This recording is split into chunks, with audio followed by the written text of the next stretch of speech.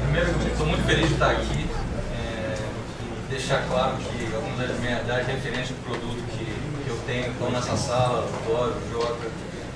Provavelmente a maioria das pessoas aqui entende mais de produto digital do que eu, mas eu sou um espectador privilegiado de um fenômeno que foi a modificação da Concrete de ser uma empresa de software para uma empresa de produto, e provavelmente isso salvou a companhia. Então, se lembrar de nada do que eu falei, essa mudança de mindset, de culturas, causada por uma palavra, ela transformou uma empresa que patinava entregando ágil numa empresa que está fazendo coisas legais hoje, assim, que justificam, pelo menos o meu tempo lá, né? O pessoal tem que ter primeiro dizer, às vezes, eu estava falando com o Carol que às vezes o problema da evolução da cultura das pessoas, a culpa delas é que se elas recebem projeto de entrega de pizza todo dia, time de 7 ou 8 pessoas, elas evoluem numa taxa. Mas o que aconteceu na Concrete esse ano foi um processo de hipercrescimento. E o resto é consequência, talvez, a gente está dando ondas maiores para caras que tiveram capacidade de descê-las e eles melhoraram muito. Então, a Concrete sempre cresceu como uma empresa de serviços clássicos, ela cresce com composto de 20% ao ano, desde 2001, e ela vem depois de uma empresa da primeira bolha, e esse ano a coisa explodiu. A gente cresceu mais do que esse número aqui. Esse é pior, porque a gente cresce num trapézio, então comparando janeiro contra dezembro, você tem uma empresa que é 4 vezes maior. E aí nada funciona. Inclusive o ar-condicionado quebrou no quarto andar, as pessoas estão querendo me matar. Mas está sendo um aprendizado forçado, e a gente tem que não rejeitar a mudança e seguir rodando. Como uma empresa que é muito intensiva em gente, ela cresce também linearmente com pessoas. Hoje a gente está com umas 250 pessoas operacionais e a gente começa a ficar com 2 sites. E uma coisa legal é com o nível de turnover baixo, quer dizer, quando você fala com todo mundo mais qualificado que está nesse negócio de digital, isso é um play de cultura, isso é um play de nada, não é um play de engenharia, é um play de cultura. E se a cultura não estiver deficiente, esse vermelhinho aí ele fica maior. O que a gente faz? Assim, a cultura da companhia é resultado de valores dos fundadores, é isso. Então, em vez da gente, eu abomino o planejamento centralizado. Isso transpassa minha vida no que eu acredito em política, em economia, na relação com a minha filha, na minha relação com meus sócios e companhia. Eu acredito que liberdade é da prosperidade. E isso posto, não quer dizer que a gente não tem que organizar ela do mesmo jeito que a democracia se organiza com uma república. A liberdade ela tem que ser organizada de forma a alinhar propósito, autonomia, crescimento intelectual sem caos. Isso a gente tem conseguido manter a estrutura horizontal. Eu tenho resistido nos últimos 10 anos, todo mundo quer meter um diretor de operações, cara. O pessoal adora meter diretoria. 7 minutos ainda.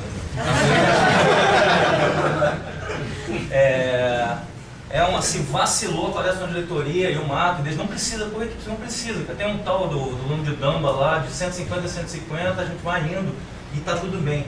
E ninguém adora a otimização local. Meu Deus, um desenvolvedor sem fazer nada. Vamos dar um cubo mágico para ele. E isso reflete, tudo é empírico, iterativo, incremental. Qualquer enchedor de saco que venha falar de planejamento centralizado, se dá errado na economia, se dá errado em waterfall, se dá errado em empresa que faz software errado, e dá errado na Concrete também. Tá, má notícia. Eu mudei minha apresentação do Agile Brasil para cá, porque o pessoal de produto eu acho que eu posso provocar mais. Então, além de a gente estar passando a pior crise da história republicana, tem um fator exógeno, que é a estrutura do capitalismo brasileiro está sendo atacada. Não necessariamente por uma coisa ruim. Então, o capitalismo de laços, que é muito baseado na economia mais fechada do mundo desenvolvido, ele não consegue proteger de determinados incumbentes. Na hora que isso acontece, isso está provavelmente criando uma reflexão nas mentes pensantes, assim, meu problema do Brasil corporativo não é brigar com o Brasil corporativo. Eu sei fazer isso. Agora, além de eu brigar com o Brasil corporativo, eu tenho que brigar com o Nubank. E eu tenho que brigar com o Google, que arrancou 6, 7 bilhões de verba de mídia que iam para os grupos de mídias habituais. Sem ir por exaustão, existe não só um problema interno, mas existe um problema exógeno. O que é uma oportunidade enorme para a gente, por quê? Essa é a minha visão do que é uma cultura de execução digital. Mas a notícia boa para vocês é que quem vai salvar o capitalismo brasileiro somos nós. Não é para vocês, eu já estou ficando de saco cheio. Mas se a gente aprender a entregar em tech, e aí são as pessoas que estão na linha de frente, os praticantes da linha de frente, a gente vai ter uma resposta para isso. E isso, a resposta para a inovação que vem do Vale não é M&A. Porque se você pega, os caras sabem fazer isso. Você está competindo com a Sequoia, você vai lá comprar um Nubank daqui a 5 anos, você vai pegar o retorno do teu acionista e vai dar para o acionista da Sequoia. É uma conta de soma zero. Então a gente tem que dar uma resposta adicional para o capitalismo brasileiro, que é mostrar que a gente consegue executar. E existem 4 ou 5 sites que conseguem executar no Brasil. Um deles é do nosso amigo aqui, o outro é do outro aqui, o outro é o nosso, o outro é do Globo.com, o outro é do Office, pouca gente sabe. Então, o que eu acho é como é que a gente, enquanto grupo, aumenta isso. Como é que a gente aprende mais rápido, não tem opção. Senão a exportação de minério de ferro, de vez em quando como commodity cai e ferrou. Bom, minhas apresentações são muito chatas. Que elas são baseadas em fiz isso, deu errado, fiz isso, deu errado, fiz isso, deu errado. Então tem uma série de coisas que deram errado aí.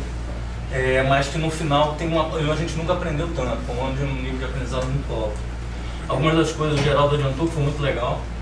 Que eu vou passar aqui, mas grosso modo, alguns highlights. A gente começa a implantar Scrum junto com a Globo.com, mérito deles e não o nosso, mas ainda bem. Mas acontece, você tem um site de quase 10 anos, o bullshit passou. Então eu tenho um site de 5, um site de 10. Em algum momento, e antes disso a gente começa a fazer mobile, o lance de mobile que é engraçado a gente acertou por teimosia, não é por mérito. A gente ficou fazendo mobile enquanto não dava dinheiro, e vamos desistir disso, aí começou a dar dinheiro. Só que então eu tenho 10 anos de mobile. E eu entro em cloud por um motivo errado também em 2009, porque não teve opção. E aí na hora que você começa a olhar para isso, eu tinha um processo cambriano, já tinha uns elementos ali para se formar em produtos. E aí entra esse bicho aqui, e estrutura de produto. Eu entro em Lean pelo canto errado. Se entrar em Lean Startup, eu falo que é que nem você vê Shakespeare apaixonado e achar que você leu Otelo. Não é isso. Lean Startup é um livro que tinha que ser desinventado, porque ele é idiotizado a um ponto que nem aquelas 4 forças de Porter, que matriz de BCG, aquelas coisas demoníacas, que são suficientemente simples que o cara lê o prefácio e começa a dar consultoria. Mas serve para você começar a pensar em complexidade, sistemas dinâmicos, pensar em Lean, ler Toyota, voltar a sentir burro, ler de novo, sentir burro. E estrutura de produto, Joca salvou a gente em alguns momentos, que eu vim aqui fazer análise com ele, produto, aí a gente já conhece o Marty Kagan, a gente traz o Osterwalder, isso visualmente é mais legal, mas a gente trouxe o Ashmore, o Osterwalder, a gente mandou a gente falar com o Marty Kagan, a gente volta, a gente vê Don Reinertsen agora, então assim, as referências que foram levando a gente para...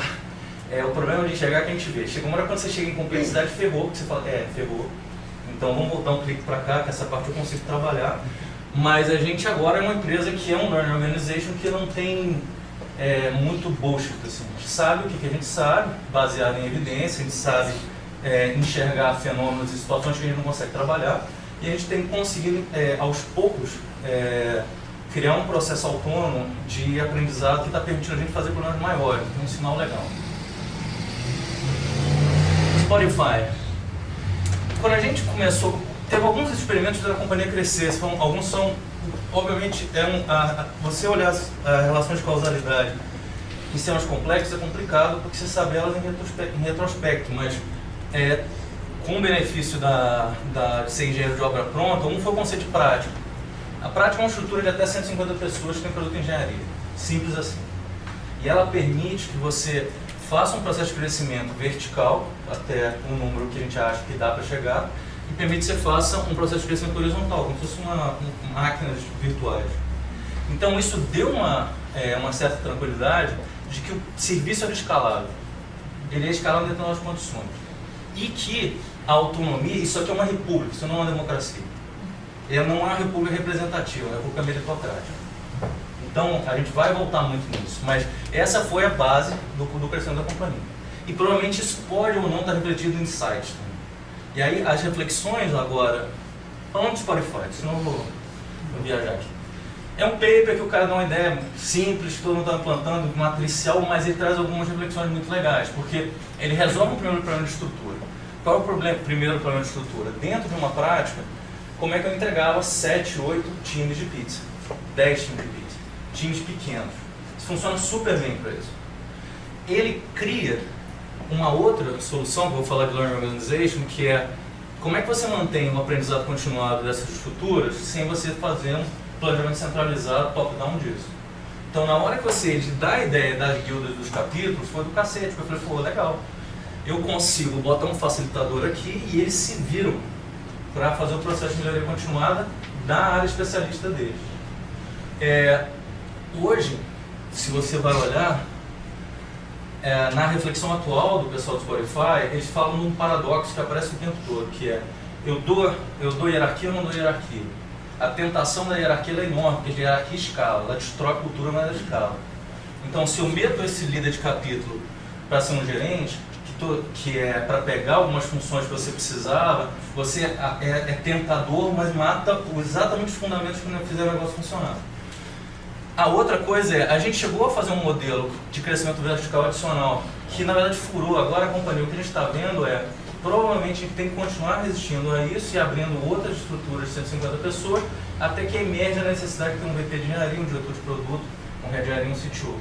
Que, em retrospecto, a gente é o processo Macunaíma de negar a realidade. Os grandes se organizam assim há muito tempo e a gente demora um pouco, a gente quer fazer o nosso jeito para a coisa. Reflexões.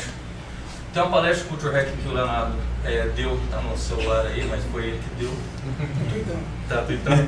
Que foi muito maneira, que era assim, como é que a gente chegou nisso? E foi no QCon, não foi? QCon São Paulo. Mas assim, sistemas dinâmicos, se você dá porrada, ele dá porrada de volta mais forte. Então a gente chegou nisso, eu vou falar um pouco disso depois, aos pouquinhos, com 3 ou 4 experimentos macro. E entrando na porrada. Meus sócios, cara, eu crio um detector, assim, quando eles reclamam muito é que eu tô certo. E aí acabou. Não, cara, reunião de conselho lá. Porradaria. Agora, e incentivos malignos. Se eu defino uma estrutura de incentivo, faz o contrário. Porque dá errado. Eu sou a capacidade de fazer incentivo maligno, que é impressionante.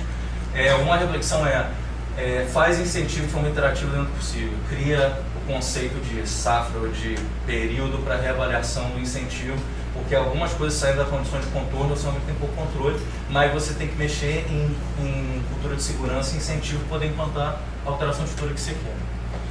Foi a melhor coisa que aconteceu, foi botar caras de produtos separados dos caras de engenharia. Eles são indivíduos diferentes, que pensam diferente, um olha para dentro, olha para o outro, olha para fora. E resolve muito bem um monte de produtinho de time pequeno. Vamos falar do que fazer produto grande depois. Bom, montar estudo de produto. Eu vou falar de número de pessoas, mas aí tem uma reflexão que quando eu fui, a gente começou com a PO, eu estava sob efeito de Marley King, meu Deus, agora eu quero, PO Founder, eu quero os cachorros mais espertos que tiverem, os mais hipomaníacos e que tenham a melhor cultura.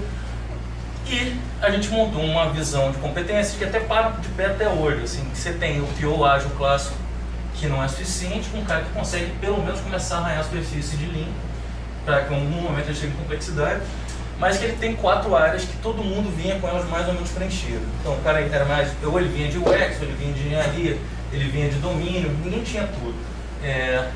Só que como a Concrete ela tem uma coisa única, peculiar, não é única, não é uma palavra boa, que a gente entrega serviço com o PO. Então é um time disciplinar com liderança. A gente não tem nenhum projeto vendido sem o PO. Só que é o PO que está fazendo um projeto, está gerando propriedade intelectual para um terceiro. Então emergem 2 outras necessidades, que o cara tem que ser resiliente. Porque chega assim, o cara fala, ai meu Deus, eu não tenho mandato. Eu falo assim, cara, você acha que todo PO tem mandato dentro de uma corporação? Ou não é o diretor de produto ou o sócio que fala, explora isso aqui? Não é eu não vou dar nome aos bois, mas existe uma caixa de autonomia que você recebe, ou você não monta a tua própria empresa. Então, mas isso é uma reflexão dura. Tipo assim, morrem os pandas lá na hora que eu falo isso, mas precisa. E ele tem que saber articular pessoas, porque ele está resolvendo, quebrando silo, ele está fazendo uma mudança cultural implícita. Eu estava falando com o Carol, conclusão do experimento. Transformação digital se faz fazendo. Do mesmo jeito que é uma coisa que a gente aprendeu, esquece, eu vou executar e o cara tem que ser capaz de se movimentar na organização para poder não ser simplesmente mais um que vai bater às vezes em organizações que estão dando muito dinheiro, que funcionam super bem com seus departamentos e seus silos, mas que elas precisam mudar e elas não vão ficar felizes em mudar. Como é que foi a estrutura hoje? O primeiro experimento foi um experimento com poucos POs, com sócios direto lá, que é a prática do Rio. O segundo experimento foi um experimento em que o Product Manager dobrou como head de engenharia enquanto era pequeno. Na hora que a coisa começou a crescer, ele foi o cara que estabeleceu os capítulos primeiro. Então, o aprendizado é, se você tiver uma estrutura de capítulos, líderes de capítulo boa, eu vou falar disso depois, você fica só com People Operations do head de engenharia. Não é legal, porque as duplas sempre funcionam melhor, o cara pode pirar, ele pode começar a ouvir as vozes na cabeça dele e não conseguir dialogar. E aí cai no experimento 3, que é como a gente acredita hoje. Então, é você ter um Product Manager, que é o Léo, o head de engenharia, que é o Bairros, que é um cara, um zen budista de engenharia, o cara sai atuna time, cara, parece regula carburador, uma coisa super legal. E com 6 POs, e a Compre tem 20 POs hoje, grosso modo. O que para padrões brasileiros é uma quantidade razoável de POs. E são POs que têm formações muito diferentes. Uma coisa que a gente aprendeu também é que existe uma questão de adequação do PO com a formação do background que ele tem. Então, principalmente o pessoal que está entrando, aos poucos, assim, não é culpa do cara, mas o projeto é muito técnico, você precisa de um background técnico. Às vezes um projeto que é customer face, precisa de um cara que entenda mais de UX, e por aí vai. A prática de cloud, ela é um pouco autocontida, porque enquanto ela é cross, está tudo certo, são DevOps em cada time. Mas quando são projetos de cloud puro, você não tem um estrutura de produto, é uma estrutura de consultoria clássica.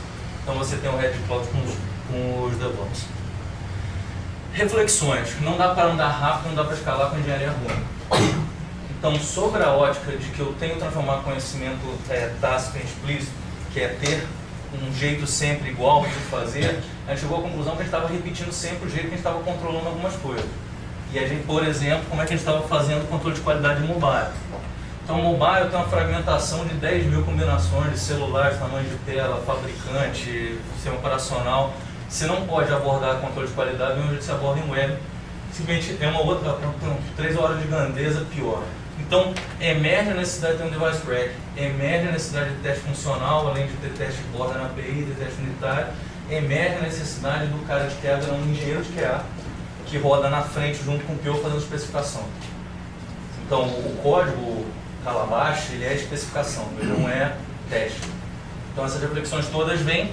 A gente não conseguiu vender para ninguém isso, mas está uma beleza, assim. Eu digo que é um processo de geração de produto. Tem 3 racks, tem um rack de 30 aparelhos, tem mais um no Rio, uns 10.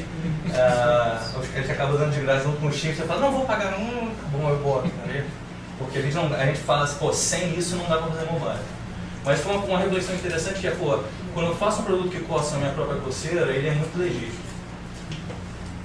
A segunda coisa, a gente tem um processo, tem uma plataforma de desenvolvimento que se repete.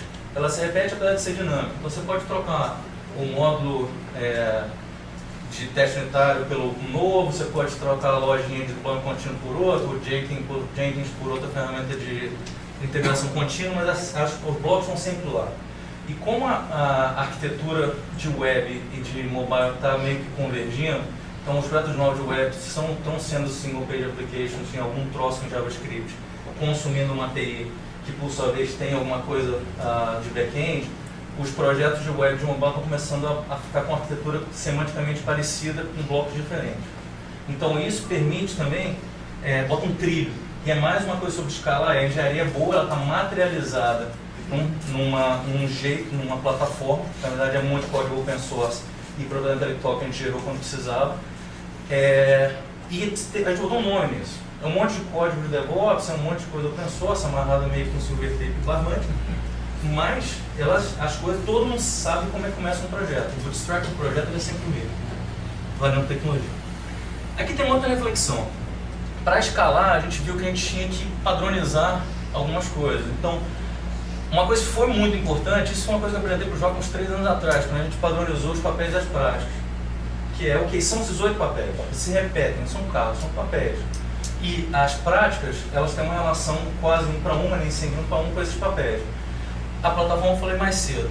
O que acontece aqui é diferente, que é, quando eu começo a ter tanto projeto num domínio, eu começo a ter Porque hoje o meu PO ele é genérico de produto digital. Eu falo que é uma excelência simétrica, o cara entende domínio, eu entendo de fazer produto, junto os dois, legal. Só que quando o cara faz o projeto pela enésima vez, ele conhece aquele domínio, ele tem uma oportunidade aqui que é uma opção real.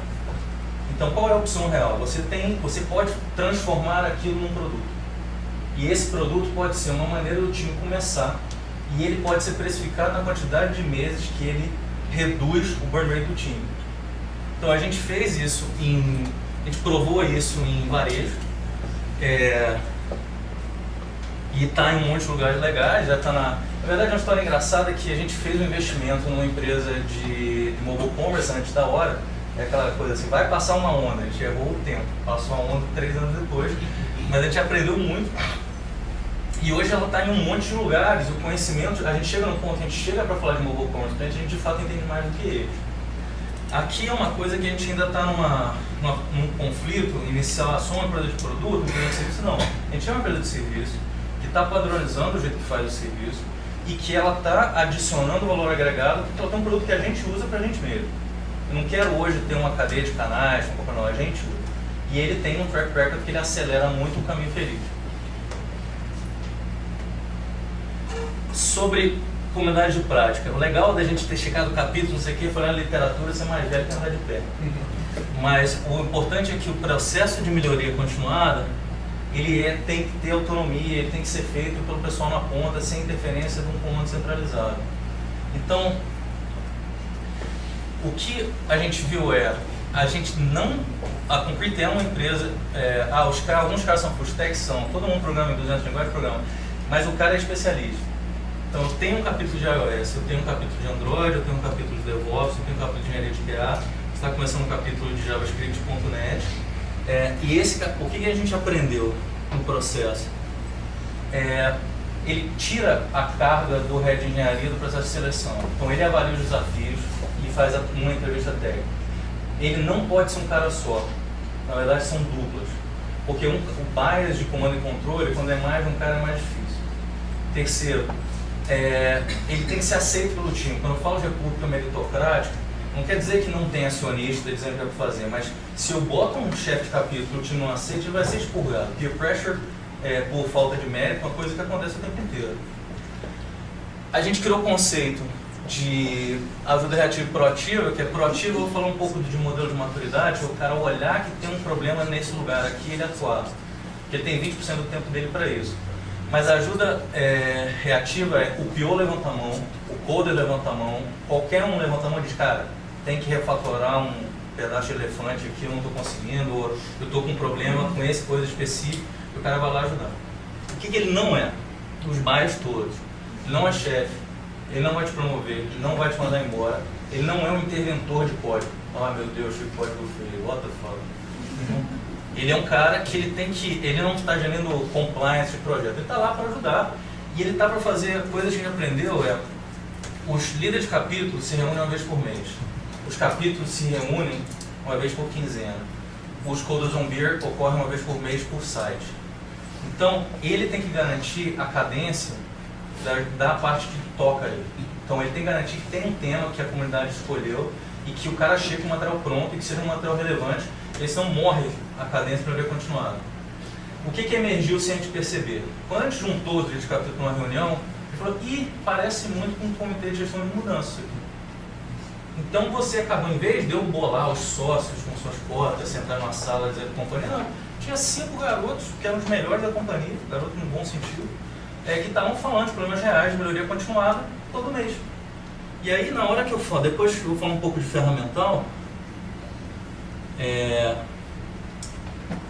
vou gerar direto aqui, mas dali sai um trabalho que eu encaixei, que a gente encaixou na implantação de OKR depois. Essa é a versão da época do Ronca, porque a versão atual tem uns 50 itens, mas que ele tem relação com aquele modelo de papéis práticos plataforma, mas são 50 itens que os times respondem, né, baseado em honor base, ninguém vai lá para ver se o cara tem o Jenkins instalado ou não, diz que tem.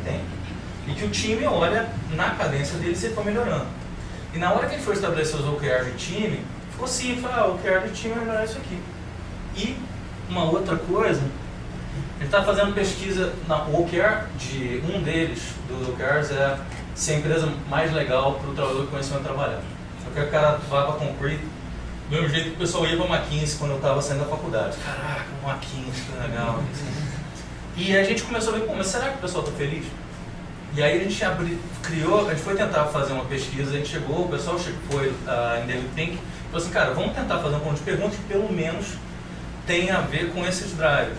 E não no processo de cenoura e porrete, mas a gente acabou tendo reflexões muito legais dos times que estão dentro da ponta. Então começa a ter duas ferramentas para medir os times, o estado de maturidade e se eles estão felizes ou não. Isso está ajudando nas reuniões de OKR, que acabou gerando, eu vou falar, um processo de gestão interativa, de olhar, pô, tá bom, tá ruim, mas tá dando um monte de input e a gente fazer a menor ideia. O que a gente não fez ainda? Eu não fiz isso para o Scrum Master. Então, mas o que a gente acha é que a gente tem um débito de formação, como entropiou demais, hoje a gente está encarando como é que a gente garante que para frente a coisa continue melhorando, mas tem que medir o débito de treinamento, que todo mundo tem em alguma dessas dimensões, para a gente ver o ano que vem, a gente dá uma dica como se fosse débito técnico. Né? A gente vai tentar trabalhar em treinamento para os POs e para os Scrum Masters, para a gente preencher isso e depois andar. Mas isso não está implementado, aí não tem grandes reflexões. Então, escalando para produtos grandes. Isso é legal, falando que as pessoas falam antes de você, ainda bem que foi o Geraldo, mas ele falou uma boa parte do que eu ia falar. Mas assim, o que é legal aqui? Ficou claro que a Concrete faz. A gente faz 5 coisas em forma. A gente faz Scrum canônico, Scrum de time de pizza. A gente faz Kanban canônico, Kanban simples. Você sabe fazer, senta de pau, controla Cycle Time, Lead Time. A gente faz Nexus. O que o Nexus traz? Ele permite que você detecte dependência, que você organize essas dependências, você descubra onde estão os silos e você itere duro a times grandes até que você descubra como é que sai. E tem uma coisa nova, que é mérito de um projeto em específico, que é o que a gente está chamando de Kanban de épicos, o Epic Kanban, que é a organização final que o Geraldo mostrou, que na verdade é uma grande sopa de pedra. Você tem o feature, você tem release train de times de feature e você tem times de integração parecidos. Tudo que ficou para fora é que é um grande paradoxo. Você bota a dependência para dentro, chega uma hora que você não pode botar a dependência para dentro, sobra a dependência fora. Sobra a dependência fora, você tem que fazer times de integração ou de qualquer coisa que ficou para fora. Porque o programa tem, sei lá, o negócio, o produto tem 100 pessoas, e você nem tudo vai resolver com o feature team. Então, no final, o que a gente está vendo, essa é um pouco a apresentação, um grande aprendizado. Você leu o livro do Lorman, tem um capítulo sobre por que não deve se organizar por componente. Então a gente organizou por componente, foi uma beleza. Essa produção de dependência que é uma beleza. Mas foi um aprendizado legal e permitiu, como houve disciplina nas retas, que doíam pra caramba, cara, nego subia os problemas. Se eu não tivesse entrado com o Nexus, se eu tivesse tentado fazer um Kanban por feature de início, eu não ia saber onde estavam as dependências, tem os silos, a gente ia assistir etapa. Então isso permitiu que a gente pudesse fazer o que a gente está achando. Essa problemática, como o Geraldo já apresentou, mas é o efeito que inicialmente tem de complexidade adicional sobre os guias quando você bota um Nexus para funcionar, não é simples. E eu acho até que tem que se voltar para o pessoal da Scrum.org, o framework está muito abstrato porque são as primeiras implantações. Então você pensar um Nexus de time completo, o time tem PO, tem SM, tem engenheiro de QA, tem UX, tem DevOps e tem os coders de cada plataforma, dentro de um ambiente complicado que está implantando ágil na escala também, provavelmente é um tipo de coisa que eles não estão vendo lá ainda. Vou dar uma cartinha do que a gente fala. E o sashimi de baleia, que é essa estrutura do Epic Kanban, que cara, o problema são silos, a gente sabe o que é. O difícil é onde é que eles estão, até onde você vai, como é que você ganha mandato para poder trazer as dependências para dentro. Você fala, traga as dependências para dentro. O cara vai deixar você fazer API de prima? Não vai. Então você vai ter que sofrer, você sabe que vai doer. Você vai tentar fazer com o cara fazendo partes do que está entre você e o pronto do lado de fora, vai ter que ganhar um mandato para mudar e aí vai poder organizar alguma coisa com o feature. Eu acho que se a gente pula direto numa situação dessa sem você fazer ciclar, Quer dizer, é um paradoxo, não é um problema. Então, se você for ser mais interativo, você eventualmente vai ser menos veloz, mas você vai aprender mais rápido até que você chega numa hora e você define o que é ser rápido. Eu acho que acabou sendo uma maneira, entre essas duas, os princípios das duas misturados, a gente já se sente confortável de bater projetos grandes, que é uma coisa que a gente não sabia fazer ano passado. Tá acabando. Cara, OKR, o que é esse negócio? Reflexão é, se eu sou interativo, incremental, no como eu faço, então é engenharia área. Se eu sou interativo, incremental, sobre o que eu faço, que é estrutura de produto, pensamento lean. Por que eu sou waterfoleiro desgraçado na hora de estabelecer meta, planejar, medir as pessoas e alinhar interesse?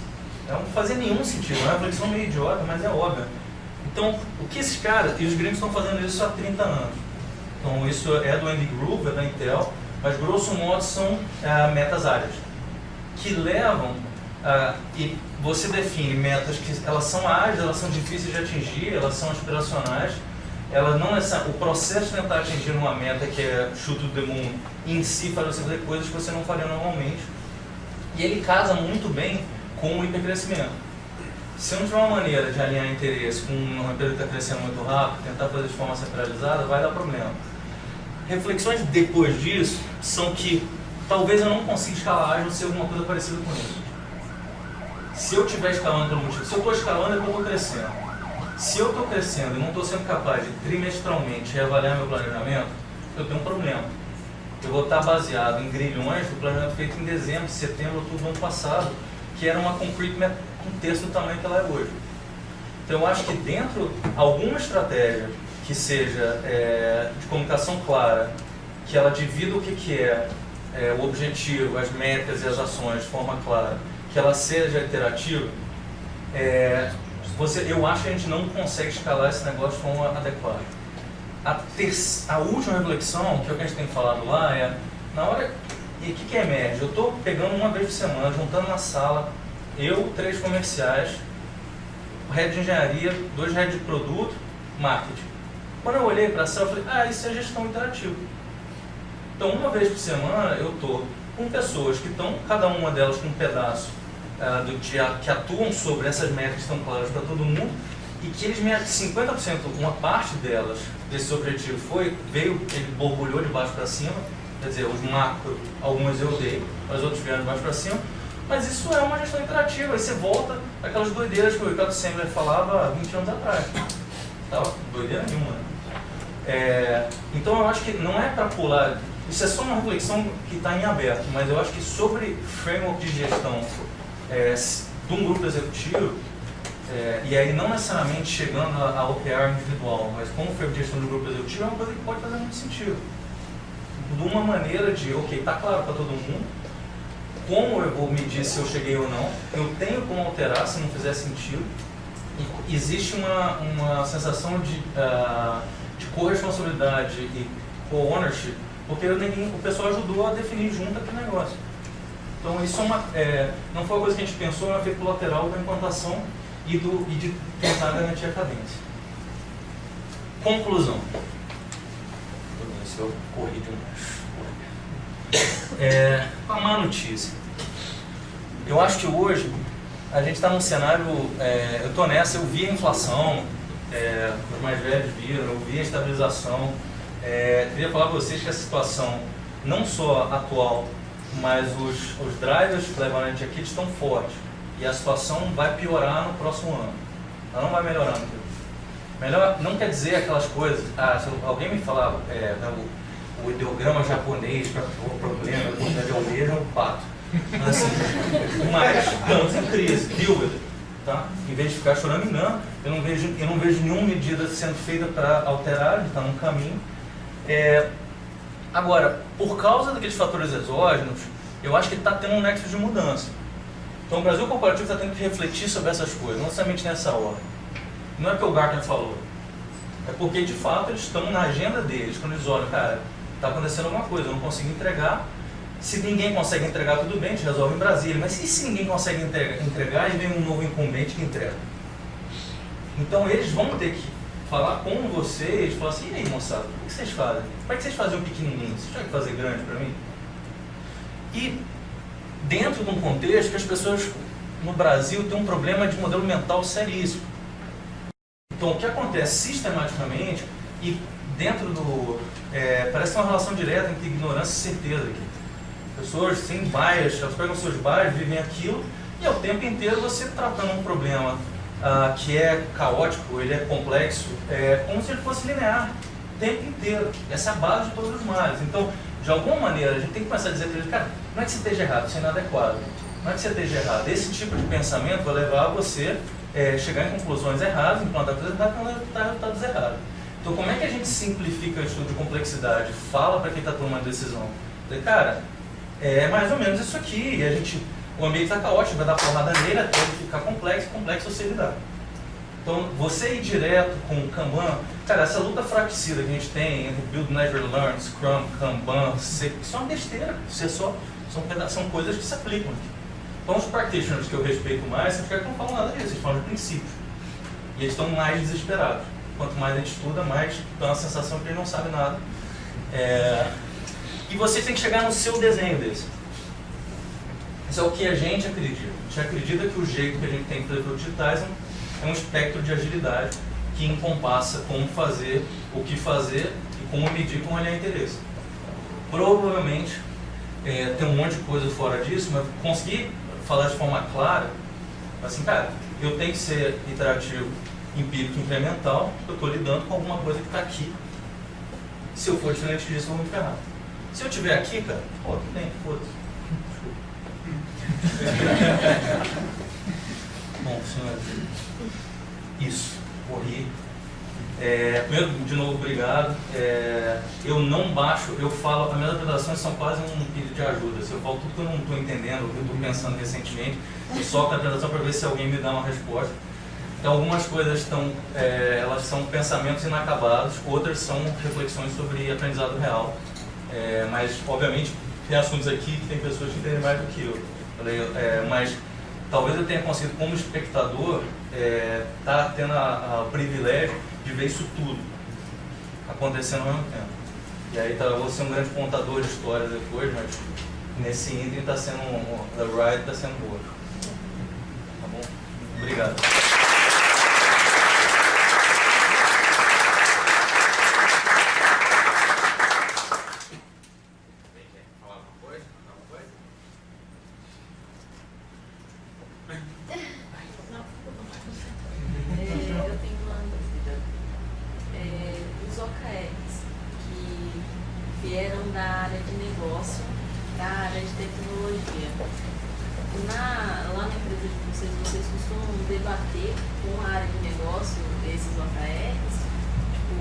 Perguntar para eles se realmente é isso que vocês querem, como funciona essa relação quando esse OKR vem da área de negócio? Eu vou falar o que a gente sabe, sua implantação é muito recente.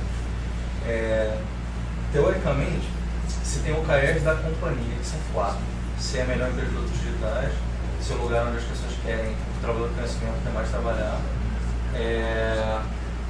Na verdade são 3, e ter excelência operacional. É simples. Medido por excelência operacional é medido por crescimento, EBITDA,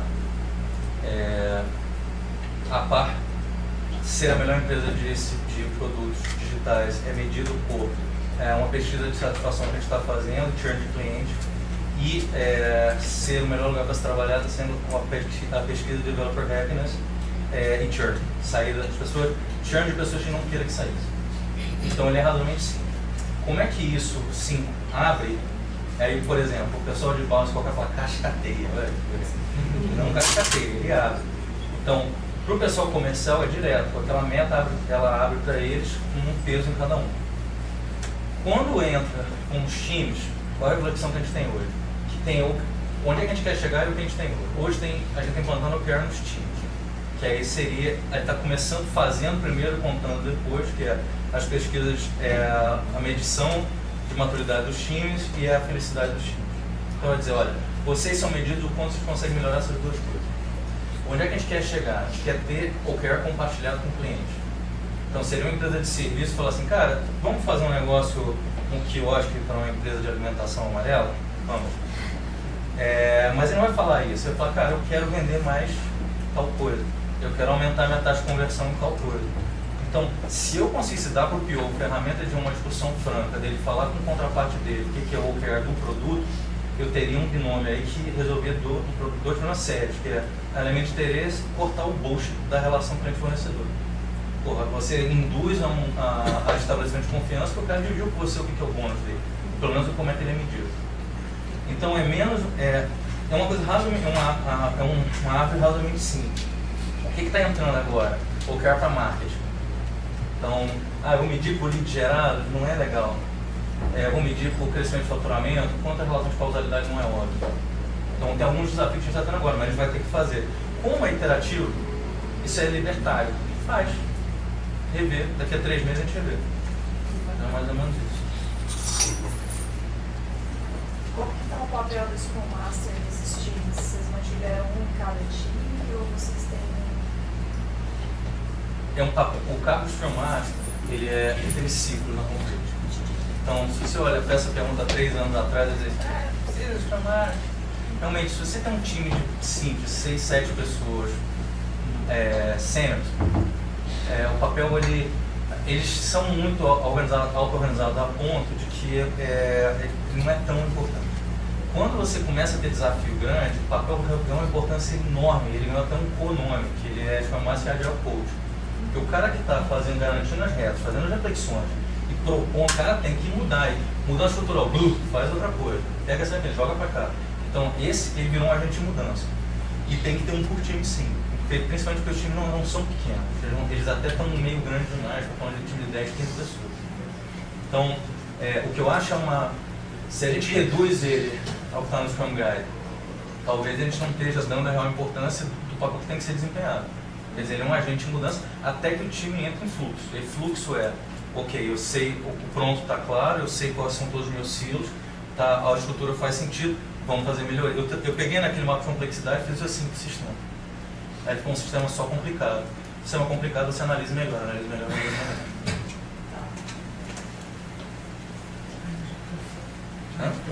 Respondeu? Tá fácil de vender os POs para os clientes? Na porrada. Não, Carol, falando sério, brincadeiras à parte. Na porrada foi em 2009, 2010, 2009. Hoje, só, você não vende sempre. Regra da casa. Regra da casa, eu não vendo sempre. Eu não vou fazer a marcha dos insensatos, que é o time iterando com a bicha. Eu acho que é por aí, bota uma regra clara, e fala assim, por quê? Assim, cara, eu não preciso vender para o Brasil inteiro. O mercado brasileiro é 30 bilhões de dólares de serviço, eu preciso... Então, agora, o que está difícil é vender para os piores, o que eles têm que fazer? Então, não falei que eu contei para Renato. Mas assim, por quê? Eu acho que tem um problema de expectativa e de reflexão, porque vem com uma expectativa de autonomia que mesmo a empresa de produto eles não tem. E aí, ele é um animal um pouquinho diferente no sentido que ele tem que ter uma carga de resiliência diferente. Resiliência gerada pela abrasão do contato com o cliente. E ele tem que ter uma capacidade de facilitação, de articulação, que talvez o PO de empresa interna não tem. Por outro lado, é um ambiente muito pouco político. O ambiente de consultoria é bom por causa disso. Você tem um imperativo da sobrevivência todo dia. Então, é muito pouca bullshitagem que empresa que é mais estável pode vir a ter. Eu acho que é por aí. Agora, eu acho que essa é a briga. Porque você nem sempre... talvez aqui... Aí chegam os caras assim, um lugar que tem estrutura de produto muito certinha, talvez nem faça de comprar de mim. Tá bom, pô, os caras sabem fazer, joga, não enche o saco. Vou fazer você mesmo. Não é aí que eu gero tanto valor. Talvez aumente capacity momentâneo, mas eu estou entrando em lugares que tem estruturas departamentais e silos. Então, o fato de eu propor o PO e o time de engenharia está tentando fazer feature team é um jeito de fazer mudança cultural fazendo também. Mas não vender é mais fácil do que o cara tem que sobreviver dentro do papel, que não é fácil. Nesse cenário, você comentou a dificuldade de vender, mostrar para o PO o que ele tem que fazer. Não, na verdade, a dificuldade inicial, de 2, 3 anos atrás, era vender com o PO. Então, é muito tentador, quando você está menor, o cara fala assim, cara, bota só o Scrum Master. Ou, pior, né? O cara tinha uma época, né, que eu pedia coder, a gente vendia coder. Parar isso. Então, eu acho que tem que ir aos princípios. Eu vendo um time multidisciplinar com uma liderança no PO. Aí nesse contexto, né, duas dúvidas. Primeiro, como é que o PO é brifado de até onde ele pode ir em conter essa abrasão? E a segunda parte, quando chega nesse limite, para quem que ele escala? Essa é a pergunta. Boa pergunta. O que a gente está fazendo? A gente faz reflexões atuais. Né? Eu acho que a gente tem que ser claro. Hoje, quando eu falo que a gente faz aquelas 5 coisas, então eu faço Product Discovery, Kanban Papai e Mamãe, Scrum Papai e Mamãe, faço Next, falo Kanban de Eco. Fica mais claro. Eu falo assim, olha, seu PO, você vai desempenhar um papel, cada uma dessas coisas. Existe uma linha sobre o que ele pode fazer. Primeiro, ninguém aceita aquela coisa, eles são we are professionals. Então, a linha sobre o assédio, ou a abrasão que passa, ela é muito clara. Isso aí a gente fala assim, no limite eu salvo o time. E a segunda coisa eles têm um Product Manager em cima. Então, os POs do Léo têm como pedir um one-on-one, além do one-on-one periódico, cara, deu problema. E no limite, o problema pode ficar tão político, tão complexo, que o Leonardo pode pedir ajuda para mim. Na verdade, a gente pode perguntar direto para você. Pode. E aí, Coitado dele. Não, mas tem dia que a gente chega na mesa, Fernando, vamos conversar. E ele vai. Mas assim, tem que ter, eu acho que a figura do Program Manager, do Product Manager, em todo serviço é super importante, porque ele está escolhendo, ele está mentorando, ele está ajudando as pessoas a passar momentos difíceis, cara. Tem momentos assim, dessa questão de resiliência, o cara chega lá e dá um quebrado. E o cara fala assim, Vai dar tudo certo. isso aí, pá. Tipo assim, essa sensação de tudo bem, vai tudo ficar bem, mas faz isso, tem. E o cara, ele pode, existe uma estrutura de escala, de scaling que chega em mim. Como eu sou entusiasta, eu tento obviamente não furar a hierarquia, mas eu suporto muito o time. Se o limite é falar isso, o time é mais importante. Então, você pega e traz e vai. Eu acho que se isso não ficar claro, a cultura quebra.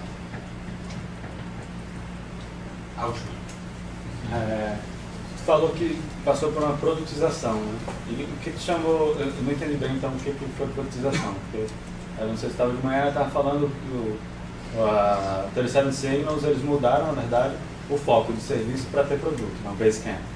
E aí quando falou produtização, você que estava falando em realmente ter produtos específicos, mas continuou com o serviço. A produtização para ti foi tipo ter POs dentro do time para fazer realmente a ideia de produto na entrega de serviço, ou o que foi exatamente isso? A pergunta é ótima. Eu vou respondendo duas. A primeira é, você dizer que você tem que sair de serviço para produto é que nem você dizer que sem sair... Não, estou falando retoricamente. Tem que ser pelo motivo certo. Não porque você não conseguiu fazer serviço.